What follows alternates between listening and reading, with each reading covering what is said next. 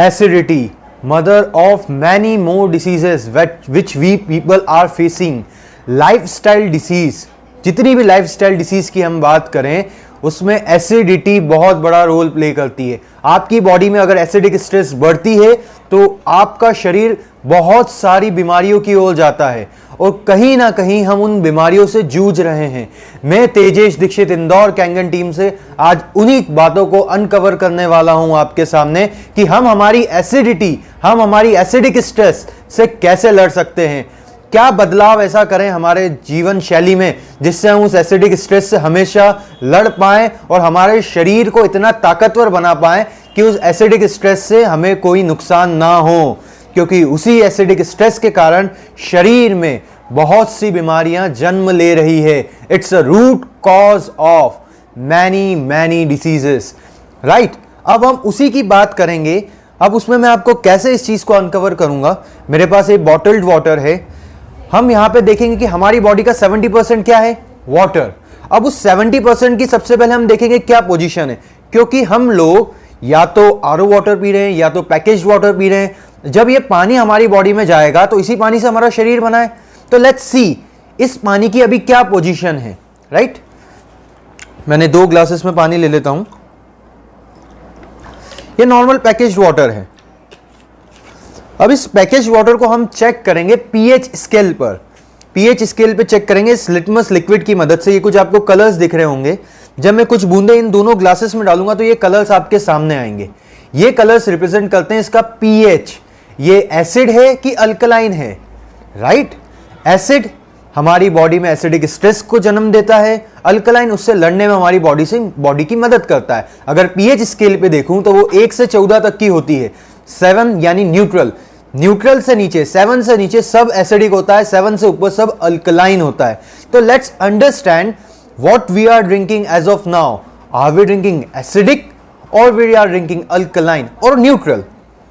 तो मैं pH drop डालता हूं। ये लेबोरेटरी में भी अवेलेबल हो जाती है। आपने 10th क्लास में भी इस ड्रॉप को देखा होगा। 10th क्लास में जब हम लिटमस पेपर जो होता था इसका लिक्विड फॉर्म है। अब हमने दोनों ग्लासेस में डाल ली है कुछ बूंदे। आपके सामने हम इन दोनों पानियों के कुछ कलर आए होंगे। अगर मैं इसको पीएच स्केल पे देखूं तो ये लगभग 5, 5.5, 6 पीएच के आसपास दिख रही है तो एसिडिक। अब मेरी बॉडी में अगर मैं एसिडिक डालूंगा तो मेरी बॉडी में एसिडिक स्ट्रेस ही बढ़ेगी, क्योंकि जो मैं मेरे शरीर में डालता हूं वही चीज बढ़ती है, राइट। तो अब हम देखते हैं इस एसिडिक स्ट्रेस से मेरी बॉडी लड़ कैसे रही है और इससे लड़ने के लिए अभी मेरे पास क्या उपाय मौजूद है।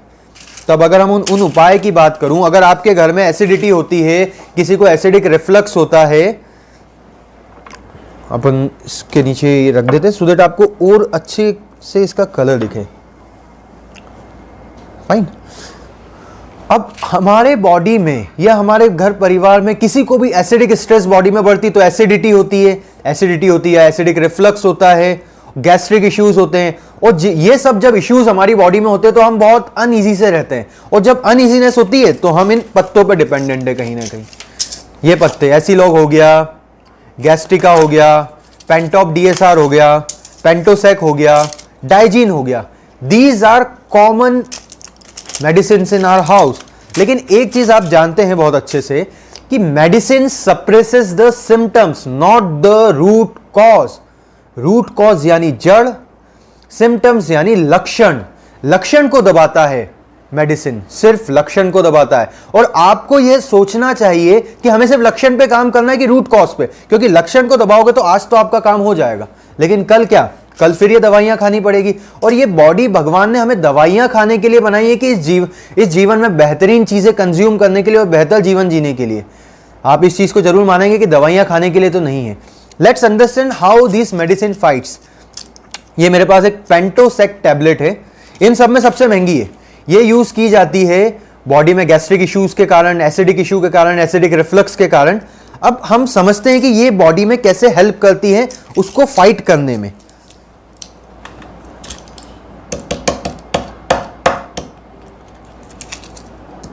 अब मैं एक ग्लास में ये डाल लेता हूं।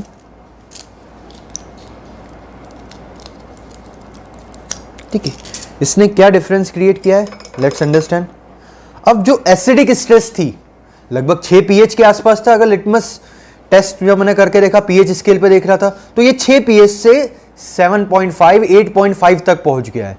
तो इसने उस एसिडिक स्ट्रेस को अल्कलाइन केमिकल मिला के मदद करी। इट्स अ केमिकल, इसमें सोडा बाइकार्ब होगा, कैल्शियम हो सकता है, लेकिन हम ये कितना खा सकते हैं।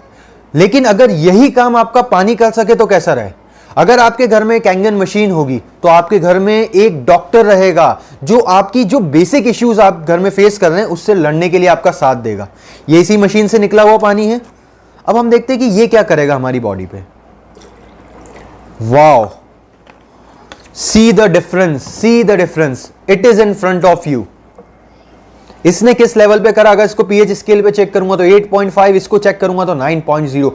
किसने ज्यादा मदद करी? You can see yourself. And one more thing, your body is 72% water, not 72% medicine. So it's up to you whether you want to treat your body with those medicine or this water.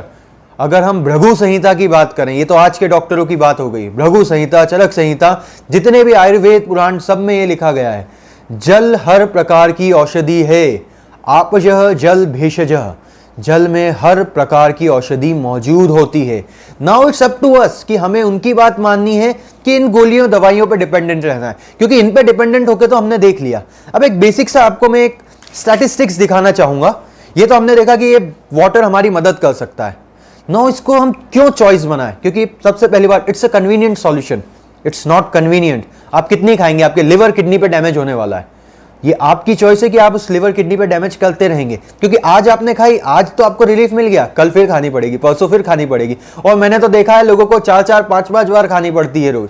आपको सोचना पड़ेगा कि बदलाव कैसा करना है जीवन में, क्योंकि जब तक बदलाव नहीं करेंगे चेंज नहीं आएगा हमारे जीवन में। वो चेंज हम क्या चाहते हैं? हम स्वस्थ रहना चाहते हैं।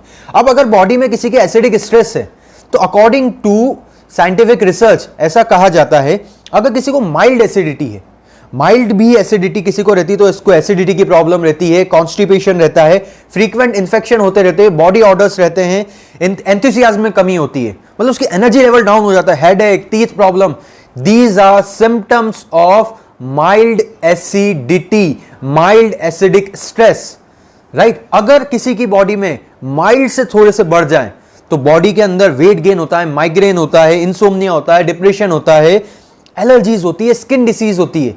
And these all things people are facing. It is due to moderate acidic stress.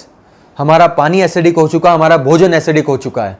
अब हमें बदलाव तो करना पड़ेगा। आप क्या भोजन की तरह इसे खा सकते हैं? क्या पानी की तरह इसे खा सकते हैं दिन में 10 बार? नहीं खा सकते ना। और अगर किसी के बॉडी में डायबिटीज हो गया है, किसी को ऑस्टियोपोरोसिस है, ओबेसिटी है, सोराइसिस है, कैंसर है, these are symptoms of severe acidic stress. Now it's up to you, my friend, whether you want to increase that acidic stress in your body or whether you want to decrease with your water only. हम हमारे पानी से उस acidic stress को कम कर सकते हैं, हम उस पानी से एसिडिक रिफ्लक्स से बच सकते हैं, हम इस पानी से हमारी बॉडी की एसिडिटी ठीक कर सकते हैं, यानी हम इन सभी सिम्टम्स से हमारे शरीर को बचा सकते हैं। Now choice is yours, my friend, whether you want to keep on increasing this acidic stress or you want to stop this with water. Choice will be yours. Thank you so much for watching my video. Happy health to all of you.